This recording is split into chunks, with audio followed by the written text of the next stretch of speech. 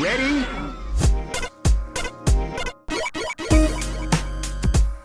Grapefruit.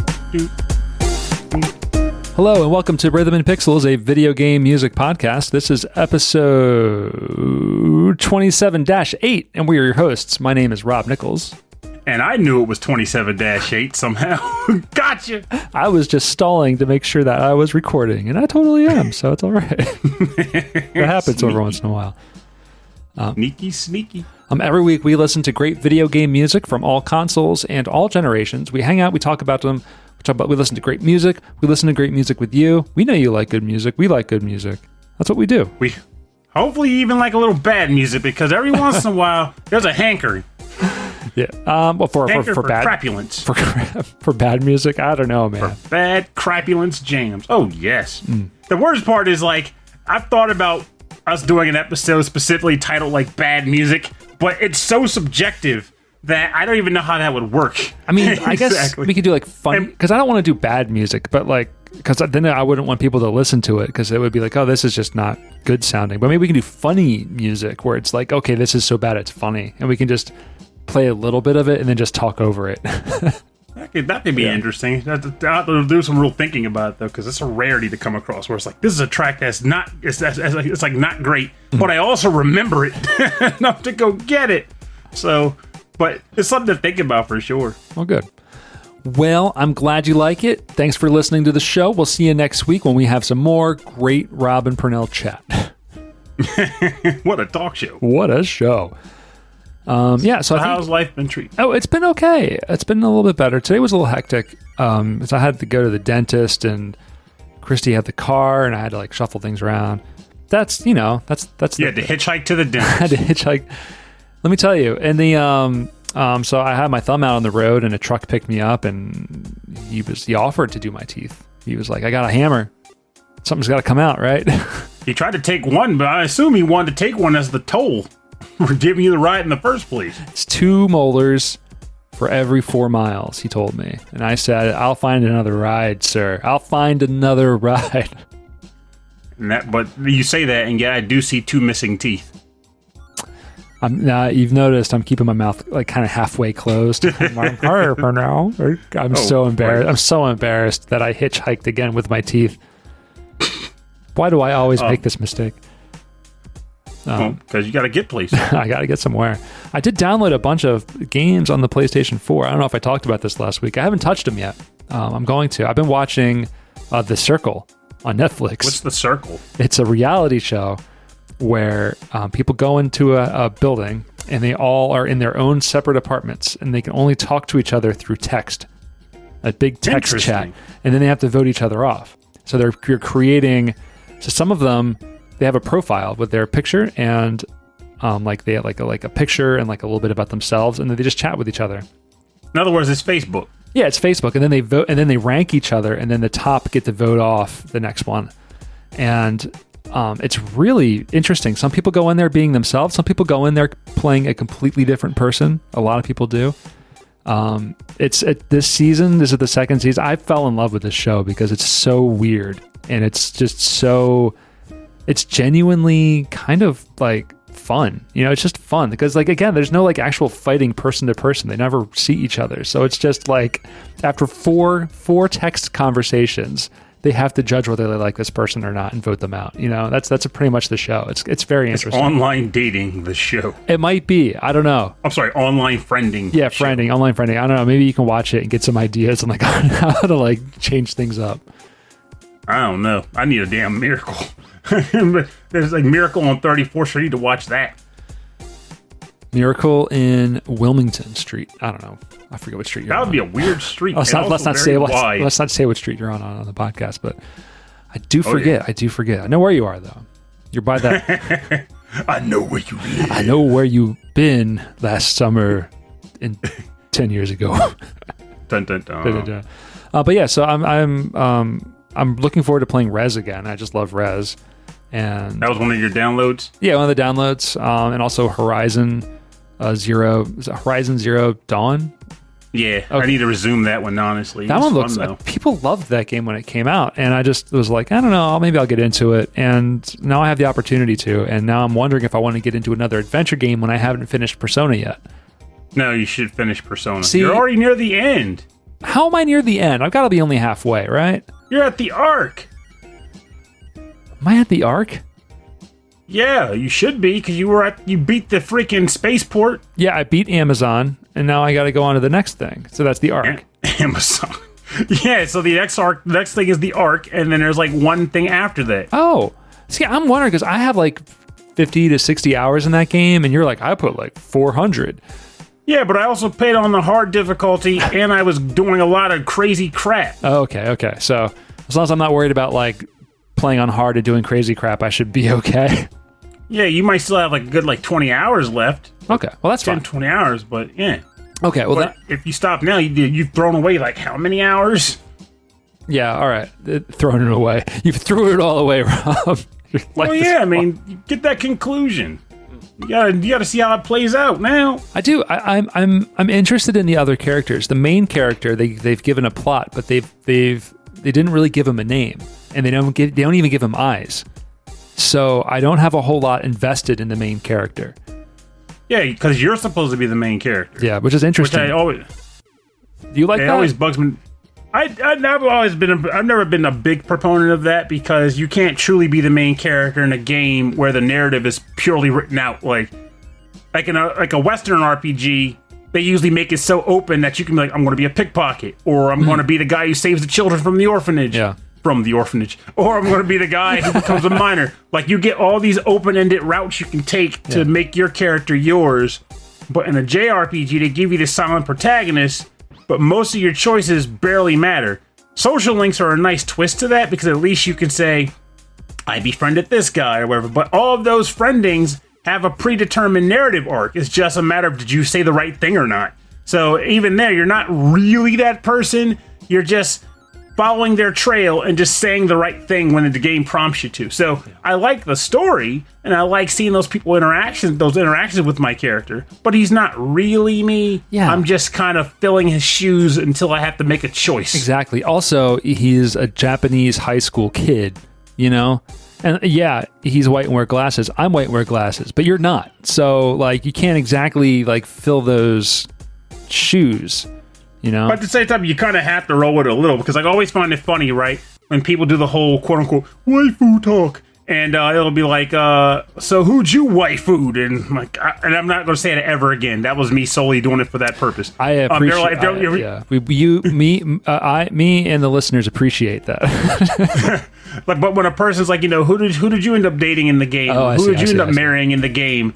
And you'll be like, well, I really like this person.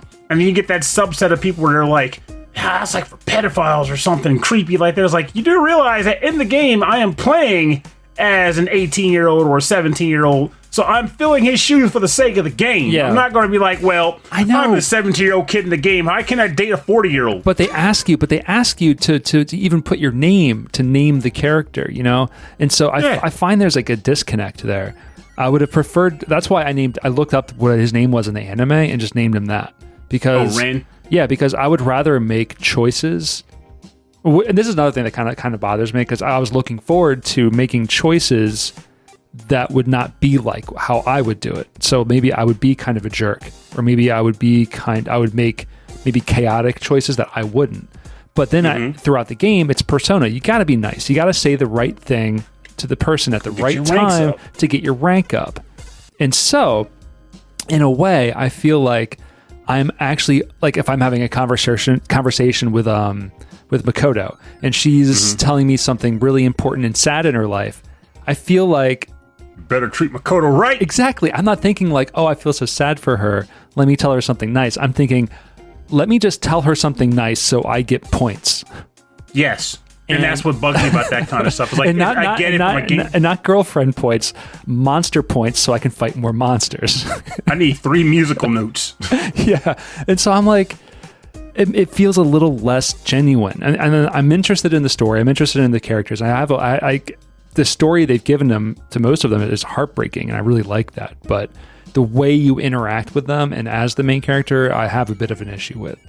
That's welcome to modern day JRPGs, pretty much. Which is that's probably pretty much what they all are. Yeah, which is probably why I don't play any of them. You know, Persona gets me because it's got the music and the style, and I love that. Love that about it. And it's got you. You were like, hey, Rob, play Persona for the past, how many years? Like literally about 4 years. 4 years. Play Persona, and then Chris Murray was like, "Play Persona." And you were like, "I don't know, guys. I won't like it." You did. You did. Well, let's get into the topic and the music, and then we can keep talking. We can keep talking. We can go to New York. Yo, we can New York. I can't even do a New York. Can you do a New York accent? Hey, what you doing there, man? I can't. I can't do it either. Get out of the way, man. I just can't. There's gotta be something. You gotta be like, I can do the "What a Matter for You," but that's not really New York. Hey, we're doing a podcast here. What? Yeah, I can do that. I can do here. Hey, what's the matter for you over there? Get out of the street! I'm trying to park up a car. But that's not really New York either. That's just some guy. It's just someone angry at the airport. Mm-hmm. I'm telling you, one day I just need to sit down and just try to curate a bunch of voices and record them so I can refer back to them when I need to remember what I sounded like when I did it. I'm just gonna make really short, small video games, but with a whole lot of voice acting, and then you're gonna do all the voices. Like, why does the janitor sound a lot like the rocket pilot, who sounds a lot like the spaceman, who sounds a lot like the guy who needs thread through holes? Yeah, I don't know. The seamstress? Yes. All right, so our topic this week, and I wrote down underrated gems, because you said unsung hits, but if they're hits, then that means people have sung their praises. Well, when I think of I was thinking more like unsung hits in the sense of like these are games that I feel I wish people talked about, or at least heard more of, because I think they're great titles, yes, but no one talks about them, probably because they fall under the radar or whatever. Something we consider to be underrated, like under the radar games. And that's good. That's what I did too, because everything I love, not everything I love, but like there's a lot that I really enjoyed, especially in like the PlayStation Dreamcast era, that I feel like just not a lot of people got into. And so maybe I'm wrong. Maybe like everyone knows these games, and I just haven't. And that's totally fine. I haven't talked to them. If anything, that just means, hey, my games are underrated. I'm happy. Okay. So my first track, and I can't believe I haven't gone back to this game because the soundtrack is phenomenal. You're going to love this. I hope you like this. This is for the Sega Dreamcast. This is a game called Toy Commander. Remember this one? Oh, I have it. Toy Commander is great. Oh, it's a great game. This track is called Lost Strings, and the game is composed by Philippe Vacher.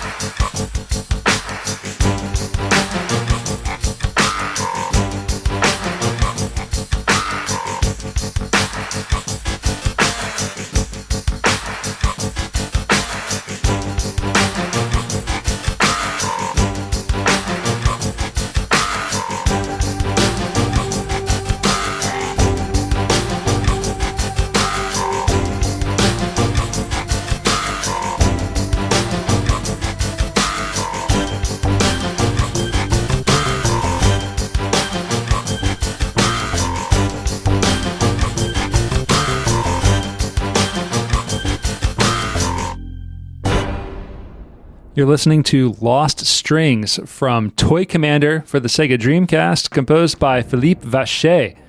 Oh man, this is a stylish track. I like this track, and it's funny too because you can imagine I haven't played Toy Commander in about 20 years. Yeah, me too. But I don't remember the music that much, but this makes me want to go back and listen to more of it, or even just boot the game up. Oh, it's real. Every track is really good. I mean, look it up on YouTube. It's amazing. Every track is amazing. It's just got this really cool, like heavy, big beat kind of style. But in some of them, it's like this one. It's almost like out of a movie, you know?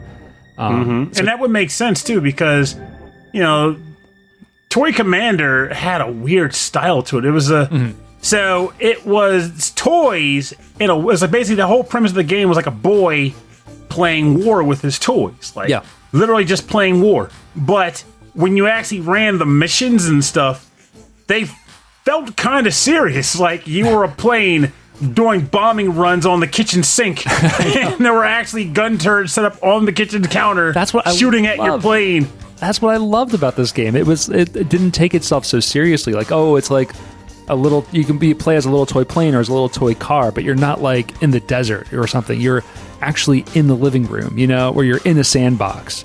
And it was freaking great. I remember my favorite levels were like I think there was one level. I have to go back and confirm it because I want to say it was the bathtub, but really I believe it was like a flooded living room. Yeah, they did get a little weird. Yeah, and then some of them, like some of the missions were like even like interesting stuff where it was like you fly the helicopter to pick up like sugar cubes and drop it into tea, and so it was just. And then there was a multiplayer. I think it was multiplayer. It was a battle mode. Yeah, battle mode. That's what I was most interested in at the time. Because the controls and all the different vehicles, they played really uniquely, and it was really, really smooth. And on the Dreamcast had like a really, I don't know, like I guess when 3D was done right on that machine, like it was very colorful, it was very shiny, and it just really fit this game really well. I don't hear people talk about this game. Maybe I'm wrong, but I feel like this is one that if you're going to play some Dreamcast games or emulate some Dreamcast games, this is a fun one. This is a really cool game. And I don't think you're wrong at all, because from what I recall back in the day, like it rated fairly okay. But the most real hype I heard about it was like, I feel like I recall this getting a nice dialogue in the Game Fan magazine, because Game Fan had a way where if a game was really popping and something, there it is. There it is. And they wanted to like get buzz out for it, they would write these 2-page massive articles about it with photos and stuff. Yeah. And I feel like I recall this game getting that treatment. But when I bought Toy Commander, it was literally me thinking, hey, this game looks interesting. I like the premise, and I need a new Dreamcast game. Let me grab this thing. And I did, and it was like, I'm happy I bought this, because this is a lot of fun. Because in America, it came out, not at launch, it came out within the first year of release, though. So it was still within that sweet spot where people were like, I need new games, and here's a new game. Does it work? You'll find out. And in this case, for me, I bought it and it worked, and it stayed in my collection. I didn't return it. I didn't sell it. It was totally worth it. Oh, so it's right. It's because it's you. It's still in your collection. You haven't gotten rid of it. Oh yeah, but back in the day, when return policies were still like they were, if I didn't like something, I got my money back. Yeah. Or in my case, it was just went back to the store where I picked up the next thing. Yeah, well, I mean, I could do. That's what it would be like. I told you before. I had a friend who I'm almost positive people like him were the reason why they stopped doing that. Where he would buy a game, beat it within 10 days, return it for another game, beat it within 10 days, return it for another game, and just keep doing it to the point where one day we came to the store. I went with him. The guy was like, "I'm not taking your game back." Like the one time I've ever seen a store call we are allowed to veto returns whenever we want. The guy was like, "We're not taking your game. Get out." It was like, well, there it is. And he tried to make a stink. I was like, don't be an asshole. It's clear that you've been doing this. Stop. Just accept the hit and leave. Man, when I worked at EB, I did not care, man. It didn't matter. You brought back like a game covered in Coca-Cola. I've been like, looks mint to me. Come on, man. You're the guy that's going to get the store's fined or some crap. Well, it ain't there anymore. That's for sure. Well, that's true. Actually, no, I think it is still there. Well, it's GameStop now. Yeah, they're all GameStop. GameStop ate everything. Well, maybe that's why I was fired. No, I left. That's why I left voluntarily. Well, I'm glad you have fond memories of this one too, because I wasn't sure if this was something you'd remember. It felt like a war game, like an army, like it wasn't Army Men. You know, it was, to me, this is what Army Men should have been like. Oh yeah, and they also were like other small levels too, like you were a race car doing laps around the table. Like there were all kinds of cool little levels in this game, and it's just, I always talk about how imagination rocks for stuff, and I feel like this is the kind of thing that I wish we would see more often from like even big budget games. Like, just get dopey and imaginative with your stuff instead of another fantasy world that's under siege. It's creative. Only one hero. They went really creative with it. I think that's why indie games right now are like really doing it for me, because they're trying different things just because they want to, you know. All right, so what's your first hero game? I'm glad that you transitioned to me right at that point, because I was about to say, and while some experiments turn out great, others also turn out great. Oh, good. But with a catch. But it's so cursed. I'll get to that I'll get to that catch in a second. But the game title is actually called Skybolt Zack, and the track title is called Reach for the Sky Mode 4 Ascending Fists. And it is composed by Ina Andrian.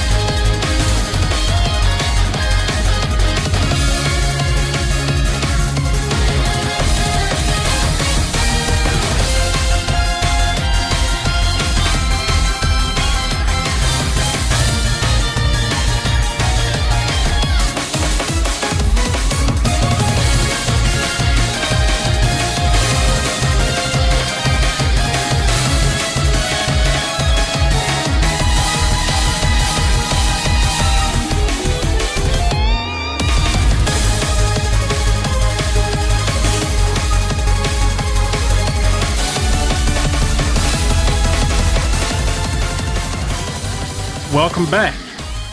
You're listening to Reach for the Sky, Mode 4, Ascending Fist from the game Skybolt Zack, composed by Ina Andrian. This is, I think it's on the Switch too, but I played it on PC. So, this game is a friggin' trip in that I think it's one of the more cool, creative little games I've played over the last few years. But it comes with a caveat, and that caveat is brutally difficult. And I'll explain why as I tell you what the game is now. The main character's name is Zack. He is a guy who was kidnapped by some evil army with the intent to turning him into like a machine man or whatever, and they thought that he was a failed experiment, so they threw him in the junkyard. But it turns out that he did succeed. It did work, but he maintained his humanity. He's just a man with giant robotic arms.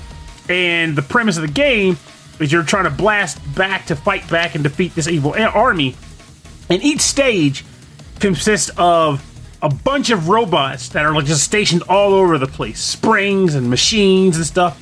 And every one of those things are a specific color corresponding to the face buttons on, say, an Xbox controller. So X, Y, B, and A, or blue, yellow, red, and green. So how that plays out is if you see a yellow enemy, you gotta hit Y when he's near you to run and punch him. If you see a blue guy, hit X. Red guy, hit B. And if it's a gray guy, you hit A. But A also is for jumping. So what ends up happening is you'll be chaining commands like from guy to guy to guy to guy because you're moving fast as balls. You're like zipping between enemies, punching and hitting them.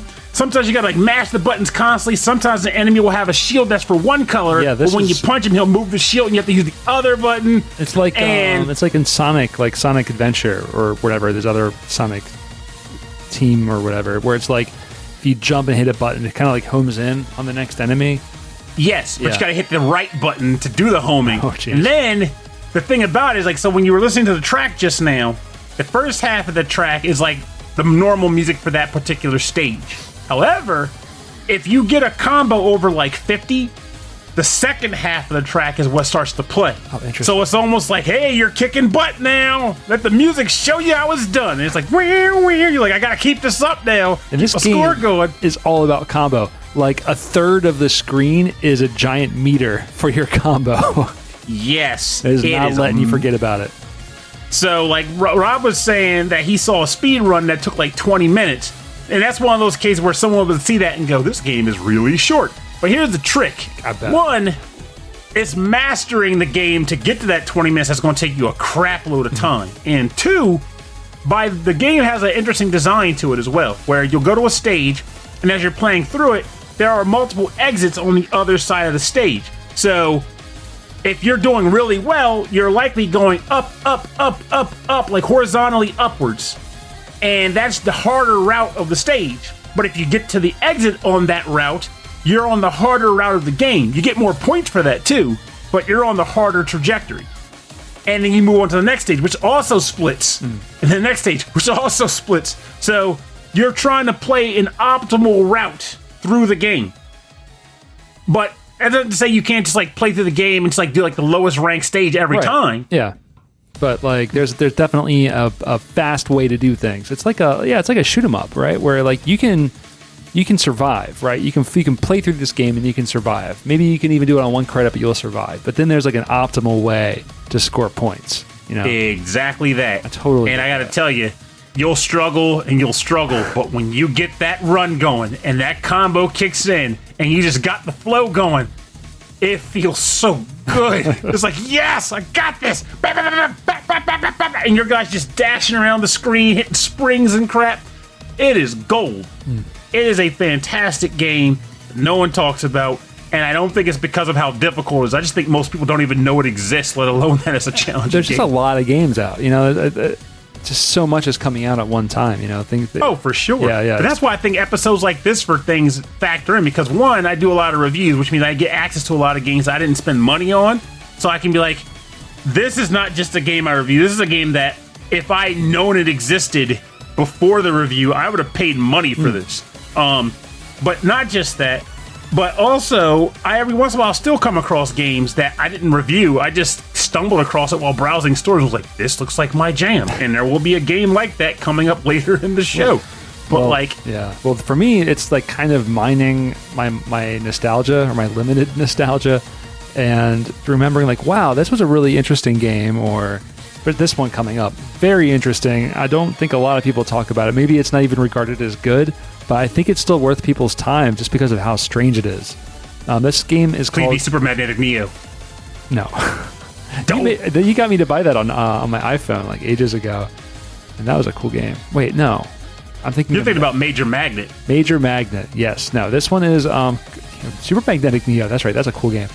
This is Galarians for the PlayStation. Remember that one? Loosely. I remember it started a teenage boy. Yeah, you're a teenage boy. It's a survival horror style game, but it's in a crazy sci-fi universe. And so I'll talk more about it. But this is music that plays during Stage C Part 2. a scene called Pusher, a scene called The Reunion, Hotel 3F, but it's most commonly known as The Battle with Rita. So this is composed Rita. by Masahiko Haigo, an artist known as Tomo. I don't know that's a pseudonym, and Tetsuaki Sawachi. This is from Galarians.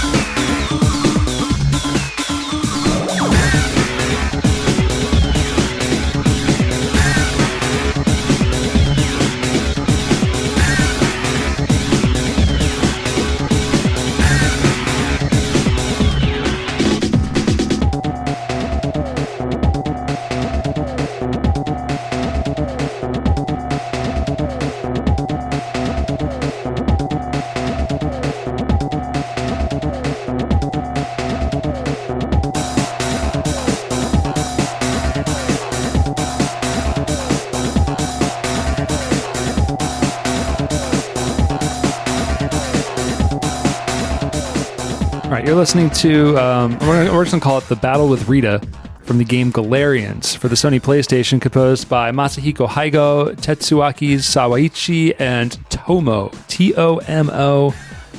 Don't know the artist behind that one. Wait, what you got against Hotel 3F? Hotel 3F. It was just, bad coffee. Most of the car. just destroyed that room. So yeah, Galarians is it has kind of an anime kind of style to it in the cutscenes. Otherwise, it's very much like Parasite Eve, where the cutscenes are beautiful, well designed, but the rest of the game is kind of low poly 3D models against a pre-rendered background. And when you run from screen to screen, the game stops, loads a little bit, then loads the next screen. And then if there's enemies chasing you and you open a door, they are gone forever and you are free and clear. Wow. Also, it's one of those. I think the old Resident Evils were like that too, where they were just disconnected by the individual rooms. Yes, exactly. And the controls are very much like that, like tank controls. Except that, you're a young boy. You wake up in a hospital.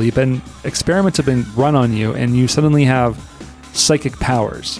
But this is like some kind of weird future world, futuristic kind of world. And so your only defense against enemies, like I guess would be these people running this facility, are your psychic powers, and it is limited.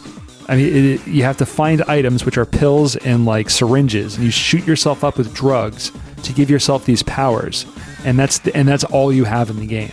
So you are running away from things all the time. It's funny you say that, because now I'm thinking like everyone was talking about how revolutionary like BioShock was. Sounds like they might have got that idea from Galarian. Shoot yourself up with plasmids to get powers. Well, that's Galarian. Yeah, it's I rewatched it today. I never finished the game. I got pretty far when I was younger, but I never fully finished it. It's pretty difficult. And it's a cool game. It's very weird. The monsters are very terrifying. Eventually you learn that the experiments done on you, where they were creating other people of the same, like they created other people like in test tubes, and so you're fighting the system and trying to stop them from taking over the world or something. Like maybe you were a failed experiment that came back to bite them. Yeah, it's cool. And I was like, I remember the music being interesting, and then I looked back and I found this track, and I'm thinking, this is the Prodigy right here. This is Firestarter, and I like it. There it is. Yeah. Getting our musical pedigrees outside of gaming involved in here too. Yeah. I mean, it's like, I guess like this is around the time when Prodigy was kind of a thing, right? So maybe it made an influence on these developers as well. There's not a lot of music that plays throughout the game. It's only during certain cutscenes and certain battles. But the music that does play is really, really cool. And the cutscenes aren't that bad either. Again, the gameplay is low resolution, not super great. It has a cool atmosphere, but for the time, it worked. But the cutscenes are neat. They're really, really neat. Interesting design. So, not for everybody, but if you're into a slow adventure style Resident Evil, like old school Resident Evil type game, missing them tank controls. Yeah, tank controls. Yeah, really difficult to manage running around. And also fighting, like you don't just shoot yourself up with the drugs to fight. Like you have to hold down a button to charge it. And then he like shoots out, like he'll set people on fire or shoot electricity, and then there's cooldown, like it hurts him, So basically you can't even overuse your powers because it will potentially kill you if you overdo it. Right, yeah, and you can't really do it during like under stressful times, because if you're being chased, if you don't take out the enemy, they can keep coming after you when you're still recharging. You can't move, so. It's tough. Maybe that's probably why I never finished it, but it was a great idea. I think it's full of interesting ideas, and it's something on people on the PlayStation I don't really hear a whole lot of. So there you go. I think it's funny too, because like as I'm looking through the rest of my list, I'm like, crap, none of these games are that old. And now I'm trying to think we might have to do a topic month even where it's like, this is retro month. You can't go beyond 32-bit, which is funny to even say that as retro at this point, but that's how old we are. Yeah. Like, you can't go beyond 32-bit, retro month, and it's like, uh-oh. I'd be happy with that. I'm good with that. A lot of our earlier episodes were a lot like that. But the Legacy Music Hour, the godfather of VGM podcasts, they only do third and fourth generation. They don't even go to Game Boy Color. It's everything prior. See, the thing is, I Richard like having Pryor. access to everything. Yeah. Richard Pryor. I like having access to everything, but at the same time, I also realize that I get so caught up in like, I want to talk about this game, or this game fits the theme, but I'm like, I should do more retro diving, because I do have access, and I have tons over there. Just gotta find the reason to say, bring that game. So, maybe that'll be the thing like, only retro games, like, gotta decide. Well, that retro month, yeah. What month would be the most retro of the months? I don't think there is a month for retro. Like, it's just like June or May. I don't know. Yeah, June. There you go. Summertime. Summer vacation. get home and you play your games like a kid would. I miss summer vacation. There you go. Me too. Like June retro month. Maybe it'll be good July because that's really summertime, right? Summertime. Summertime.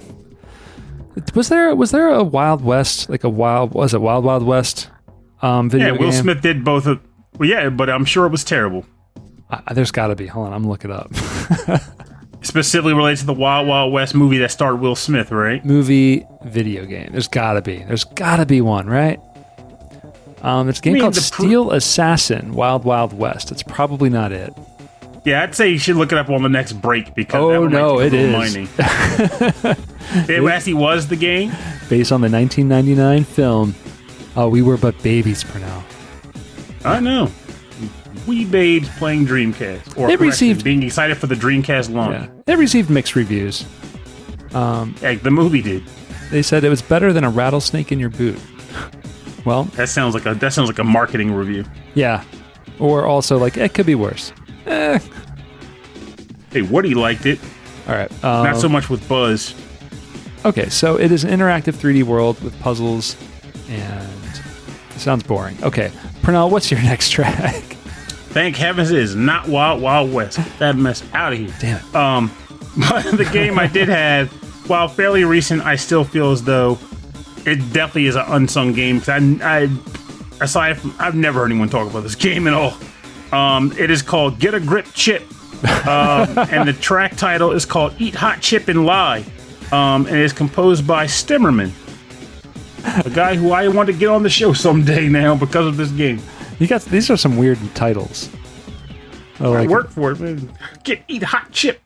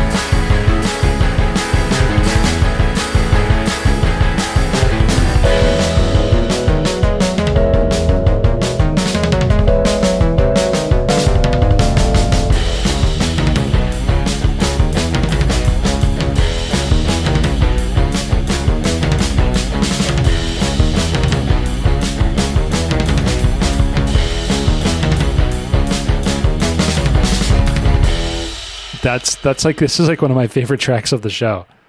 Oh, this is a fantastic track. For those listening, this is Eat Hot Chip and Lie from the game Get a Grip Chip, composed by Stemmerman. I fell in love with this track and other tracks in the game's OST like that. It sounds so good. And this track is especially wonderful to me because this game brought back the whole quote-unquote musical levels theme for a platformer. Though it's not really a platformer so much as more like Bionic Commando where you can't jump and you can pretty much just grapple with a hook that's attached to your head. So yeah, you're swinging but around. Instead of like a cute army dude, you're like a cute little robot. That's right. Yeah. You're a cute little robot that's in a factory trying to rescue all the other little robots from AI that went haywire. It basically short-circuited. And the music levels are basically you going from left to right, performing actions to avoid getting killed by what's coming after you. And due to how it's paced out, it's basically to the beat. So like when you grab something and you get launched out, it's like doo And in the case of this level, basically the AI bursts like shoots and breaks like a loose pipe that has lava running through it. So now all this hot lava's falling, filling the factory, that's chasing you down like the lanes. You're like running from the lava and everything's collapsing. And eventually, at one part where the music changes up on that different tempo, it actually like you hit a wall and the lava starts coming from the bottom. You're like, oh crap! Now I gotta grab and swing upwards. And you're like going up and dodging saw blades in the mess. And it's just a lot of fun. Oh man! And I did that level so many times, not because it was difficult, but because I was like, I want to get the top time on this because I like hearing the music so much that I may as well go for the high score on the ranking. And I got the high score on the ranking board. So this show is like kind of like your so far it's been like your favorite interesting platformers. It pretty much comes down to that a lot of time because I feel like a lot of the games that totally go unsung that I come across end up being some form of platformer. But I could totally make a full-blown list of like, this game is something people should play. This is a game people should play. But at the same time, I also think it has a double effect where it has to, in the case of the content of the show, it also has a great music. Yeah. Like there was a game I had called Aegis Defenders I thought about putting on this episode, but I was like, I can't find a track that I really want to showcase on the show, so maybe not. Is the rest of this soundtrack kind of like this, kind of fusion jazzy? It's tracks like that. It goes around a bit, but overall, it's all good. Like it's just bangers, man. I was as soon as this track started, I was just bobbing my head. And I didn't know where it was going to go. I love how the melody was just so interesting. It's just really dissonant in some spots, but then just all over the place. It was doing its own thing. It was like it was just having fun, you know? I loved it. Yeah, like what was it? I think it was that I did a Facebook post a couple days ago where it was like, ask me 3 anything, and I want to say it was Chris Murray that was like, 3 guests you'd like to have on the show that you haven't had yet. And it's because of this game that I was like, Stimmerman. On Stimmerman. Oh my god, like, I mean, when you think about it, can you think of many OSTs that you've heard about in the past that sound like this? Like, I can't. It's just very good stuff. Very good stuff. And I wouldn't be surprised if this game started as a mobile game before it came to the Switch. It does have that feel to it, but I don't think so because the game seems to have like really. I know it's on Switch, but like the gameplay I was looking at looked like it was really closely tied to mouse controls. So like it may have been more like a PC. It might have been like PC first, but oh man, I'm really into this song. It's so cool. Good. Yeah, it's really good. I might have to. Oh, they're from Brooklyn. Really? Yeah. That means he's accessible. Yeah. All right. I like this a lot. Okay, cool. We should reach out to them. All right. So my last track, Purnell. Okay, I'm talking about retro games. All right. We're talking about platformers that no one talk about a whole lot. Okay. You know I love the Genesis. Dun, dun, dun. What game am I talking about, Purnell? Crap, that's hard. It's not Shadow Dancer. Because I think it has to be a game that no one's talked about. It's not Rystar because everyone talked about Rystar. No one talks about Rystar. I'm playing Rystar. Yes, they did. Everyone talks about Sonic. Everyone talks about John Madden football. No one talks about Rystar. This may be the last track that you get to play of the game Rystar.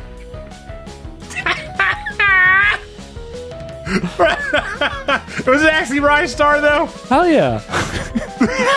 We're listening to Planet Sonata Do-Dee-Da, round 4-1 for Rystar the Shooting Star, composed by Tomoko Sasaki.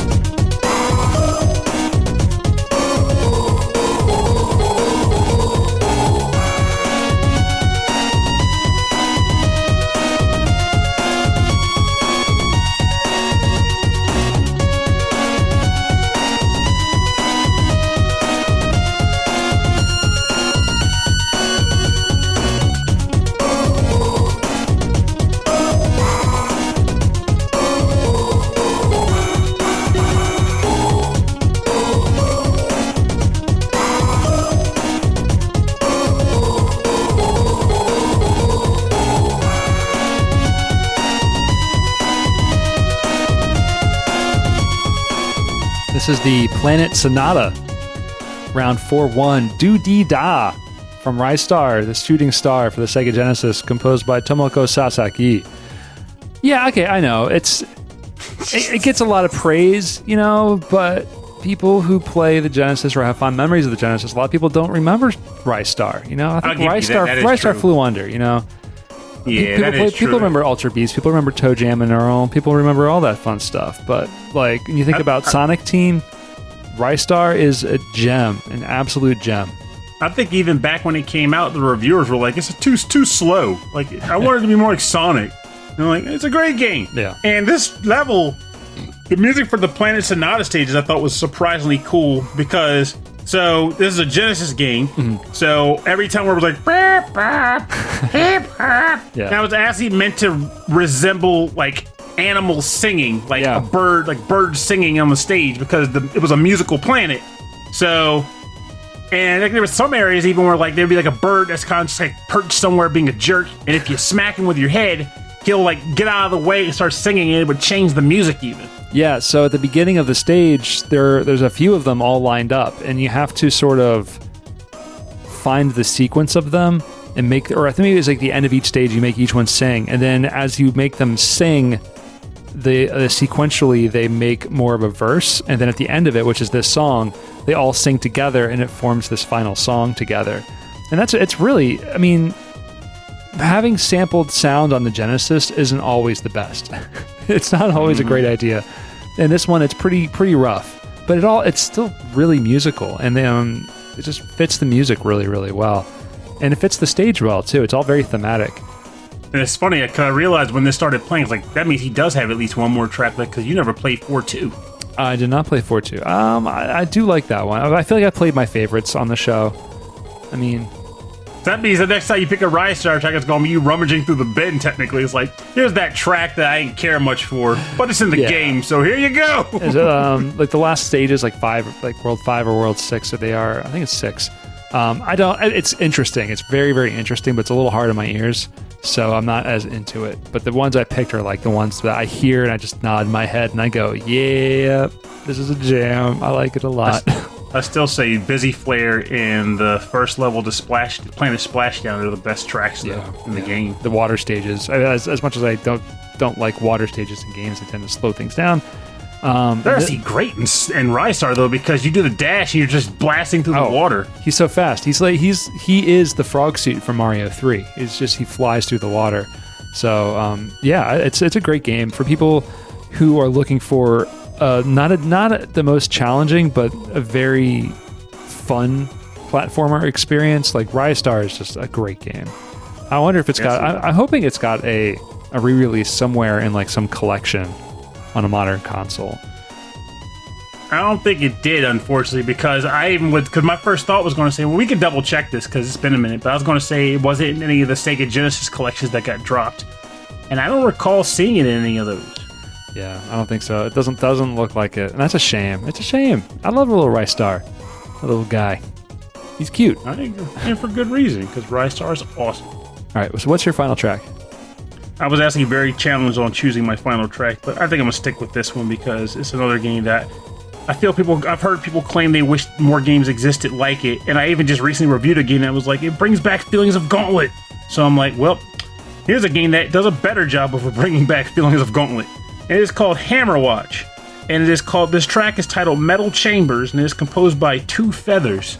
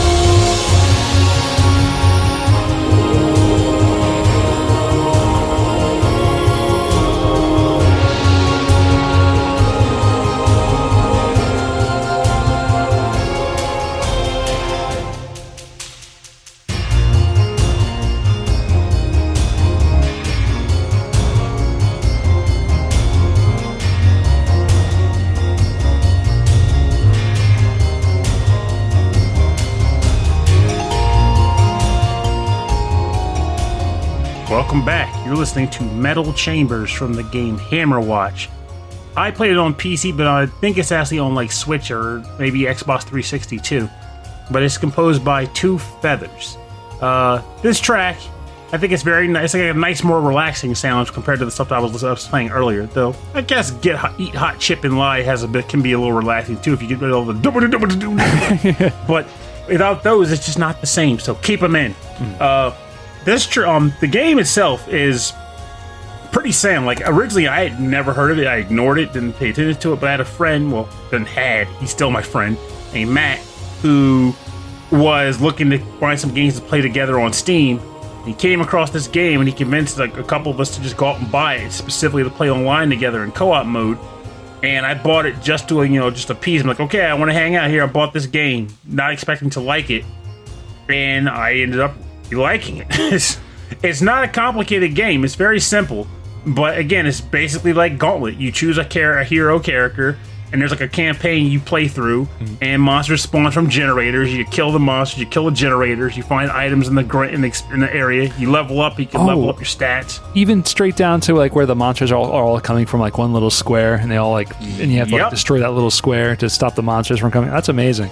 Though they did make them more thematic in this. Like, it's not just like, here's a pile of bones. In this case, it's like, if there's like eyeball monsters, the spawning point is a giant blinking eye in the ground, or like a house, like a monster house, and that's where the monsters are coming from. How was the co-op? Was it like you're fighting for food and for gold again? That was always fun. You're still trying to get money and stuff, but you're not fighting for health. Because like the thing about Gauntlet that made that aspect brutal was the fact that your health was slowly draining naturally, because that's how they stole your quarters. Yeah. So if you saw food, you were fighting for that food because whoever didn't get it was going to starve. So, because I mean, sometimes they would give you enough so that each person could get one, but the food wasn't really enough to truly keep you alive. So to really hammer it home, you ate all the food and said, "The heck with my friends. Yep, you can die." So, but of course that backfired too, because once they died, then you didn't have enough firepower to take out the monsters that were coming, and you eventually followed them into Hades, so whatever. But in this case, I did like that they didn't make you fight for food just to survive, but you were like going for experience and looking for items, and you didn't all get the items when you found them. So there was stuff like that. But it's a genuinely cool game. It had bosses too. Oh, so it's not just all a bunch of mazes. Was it procedural, or was it? Do you know? I want to say it was procedural. Procedural. Speak English, Pernell. It seems I like want to say it was procedural, but I'm not sure. Way. Yeah, that it would lend itself to being like procedurally generated maps.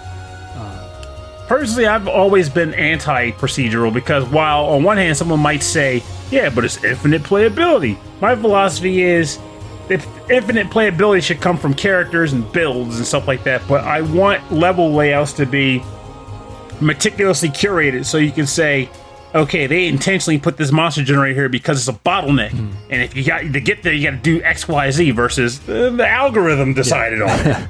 Yeah, you like the intentionality of the design. I think that's why I like Enter the Gungeon so much, is because every room was intentionally built, but then the layout of where the rooms are in the stage, and then like whether certain rooms appear or not, is always random. See, that I like. I'm okay with something like that, because as long as at least the rooms, you still know they intended for you to use this table against this type of monster that could spawn here, not right. We just thought a table could fit here, but the next time there won't be a table, because that's fun. It's true. You play it enough, like you walk into a room, and you're like, oh, I've been in this room before. It's never always here, but it's always like this shape, and there's always things that are going to come from this direction. Like that makes sense. But like when you open the door, you have no idea what you're walking into. And so, I like. So that's always nice. But yeah, when it's all random, it can go a little sideways. But I'm going to turn this track down, and we're going to get into the part of the show we call the bonus round. Bonus round. The bonus round. Got to go to the bonus round. The bonus round is where we play covers and remixes and arrangements on our theme. We also play cool tracks that we wanted to play anyway. Which is what I got a feel I know what you just did. Yeah, okay. Here's one. Here's one that came out on the PlayStation that no one bought because it had a dumb cover and no one knew anything about the game. But these days people do, because the soundtrack was amazing and the game is silly and is weirdly adult in some places. It's Incredible Crisis Yes, that actually came up the other day to me too. Which We'll talk about that. Yeah, it's a crazy game. So I'm going to play. It's called Independence Bay. It's the last stage of the Best game. track of the game. It's really good. Everyone's really bad, horrible day turns into fighting aliens at the end of the day, at the edge of the river. This track is composed by Yuichi Oki for the Tokyo Ska Paradise, which is comprised of Tatsuyuki Hiyamoto, Masahaki Kitahara, Nargo Gamo, Yuichi Oki, Tsuyoshi Kawakami, Atsushi Yanaka, Hajime Omori, and Tatsuyuki Aoki. Yes, all of them are playing brass instruments except for one guy who is yelling, "Pick it up, pick it up." If it's ska, someone's picking it up. So pick this up. This is Independence Bay for Incredible Crisis by the Tokyo Ska Paradise. Pick it up, pick it up, pick I'm sorry, Tokyo Ska Orchestra? No, I think it's Tokyo Ska Paradise. That's orchestra. It's orchestra. Orchestra. Okay. Well, anyway, here you go. I'll double check. We'll figure this out. Man, I said all their names.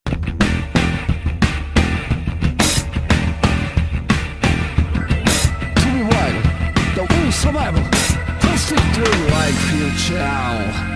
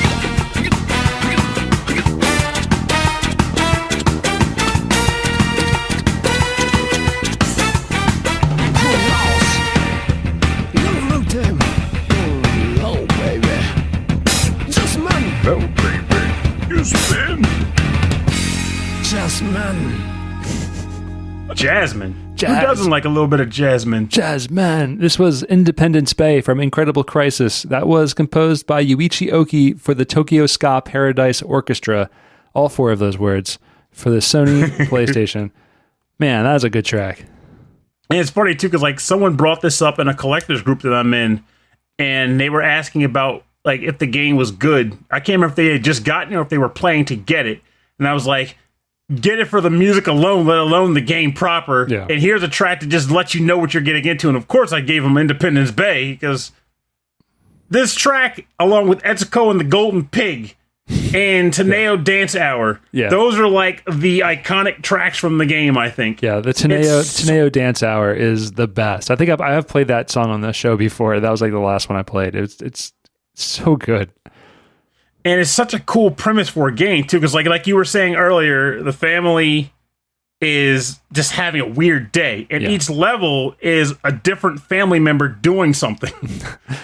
Like, was this like I think this was the dad's final stage? Actually, a few of them end in this way. I remember you start as the dad, and then and like he has to dance at work for calisthenics, and so that's a stage, and then he has to escape work into he's on a stretcher or something, going running down the street, and then there's a girl on a Ferris wheel, and there's a little romantic scene there, and but then eventually there's aliens in the city, and you have to stop the aliens. You don't know how the they dad's got controlling a cannon. Yeah, you don't know how they got there, and then you play as the mother, and you see how her day goes, and then you play as the daughter and the son, and you see how their day goes, and eventually you get the full story of what's happening in Japan. And it's super silly. Some of the games are the same. I play this game over and over again, trying to get perfect scores because they have a family dog. And on the title screen where you choose the family member to play the game, there's a doghouse in the bottom corner. And I was always thinking to myself, if I just play the perfect game, I bet you I could play as the dog. I bet you I could play. Oh, that would have been awesome. But you can't. No, it's just a short little game. It's not that long. It's full of just mini games, and it's so cute. And the music. You say that, but I feel like I spent a lot of time failing Independence. Yeah, that level was hard. It's a short game in quotes because some of these little mini games are incredibly difficult. The dancing game is a rhythm game. It's the first one you have to play in this game, and it's just the timing is terrible. It's so hard to get through. Oh, that's right. He has to escape the rooftop, and so it's like you have to balance him like you're doing a grind in Tony Hawk. Oh, cool! It's so silly. It's a fun game, and you have to play it over and over to get the hang of like how to do each little challenge. But every time you do it, you get these amazing tracks from this band. I mean, the whole game is just a fantastic album by the Tokyo Ska Paradise Orchestra. It's because of these guys in this game that I'm almost positive that's where my whole ska has to have pick it up in every track, or it's not ska. That's right. If your track doesn't have pick it up. Like, well, it ain't ska. It's fake. There is a what's the thing where there's a movie that's about a documentary about ska in the 90s. It's called Pick It Up. It really is called Pick It Up. Yeah, I think it's on Amazon right now. I'm waiting for it to show up so I can watch it. It's all about how ska like rose for like a year and then like gone. I love that it's called Pick It Up. Yeah, of course it's got to be. All right, what's your bonus round? So I'm going to ask you, should it be a remixed or cover or from another game I want to reference? Ooh.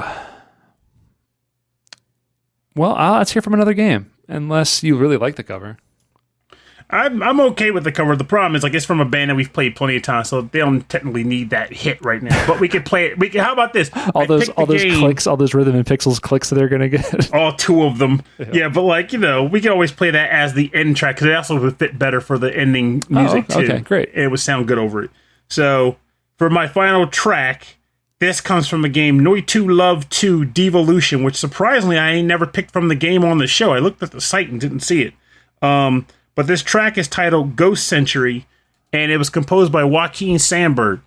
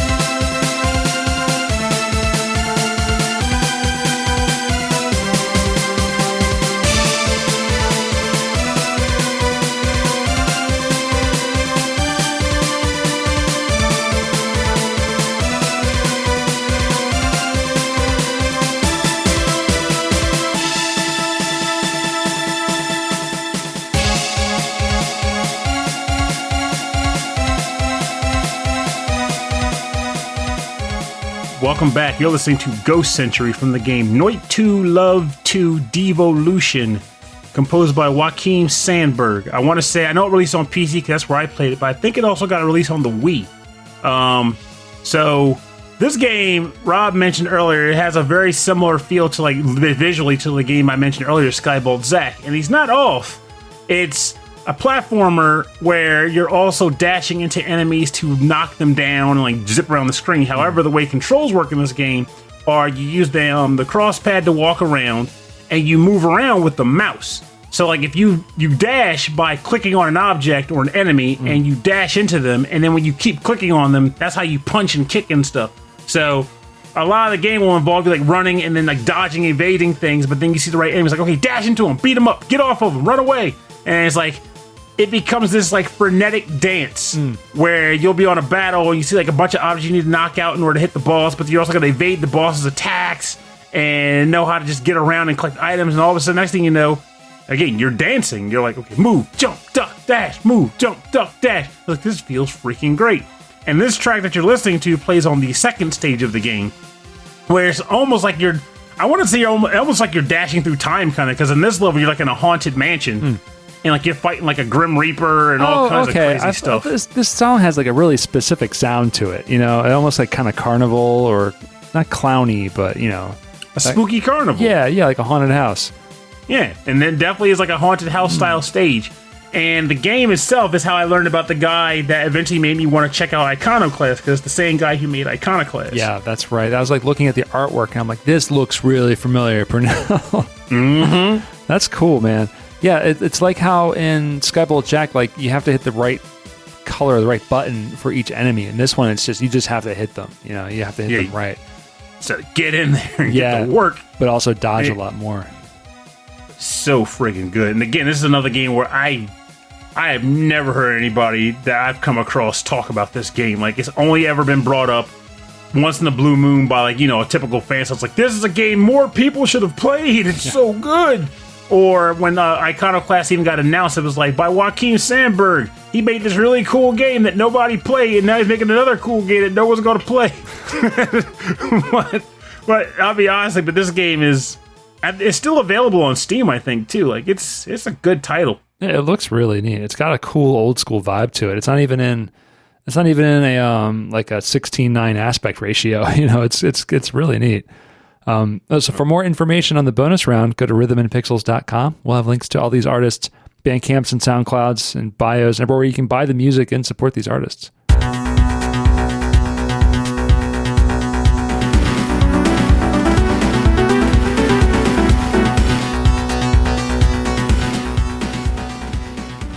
All right, thanks for joining us on episode 27-8 of Rhythm and Pixels. This is our unsung hits, underrated gems, and kind of deep cuts that we feel are awesome games that more people should know about, at least. Oh, yeah. And this last particular track, I'm sure Kung Fu Carlito and his dog Missile will very much appreciate this jam. And his little dog, too. That's right. Because, you know, he named his dog after the dog in this game. Oh, I didn't know that. Yep. This particular game is called Ghost Trick, released on the Nintendo DS, and this track is called The Last Desperate Struggle. It's a remix, Mega Drive remix, and I really should look up who the composer was. I was not thinking. I want to say it was like Ace Combat. That was his handle on the interwebs. Yeah, I think that is still. Yeah, I mean, this is like 10 years ago, but I think it is that Ace Combat on YouTube. But like, I adore this game. I adore its OST, and while people still talk up Phoenix Wright, and for good friggin' reason. Which, by the way, hey guys, we're getting the freaking the Japanese Meiji period Phoenix Wright game soon. Yeah, but also not enough people talk about Ghost Trick because it's so freaking good, and you will probably cry by the end of it. I don't cry at things, and I came pretty damn close, if not a tear shed. I love this game, and it makes you feel so good, and you love every character by the end of it. And I mean, even the bad guys, you love everybody.